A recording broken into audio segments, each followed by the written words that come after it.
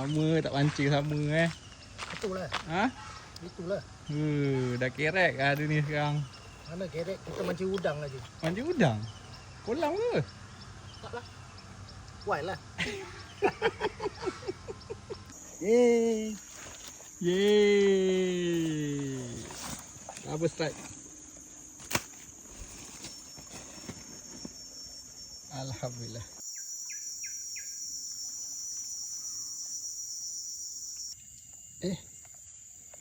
Bujuk. Apa je buat tu?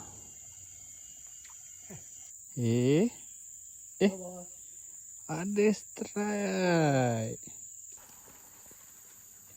Salah saiz. Banyak santai Terima kasih guru.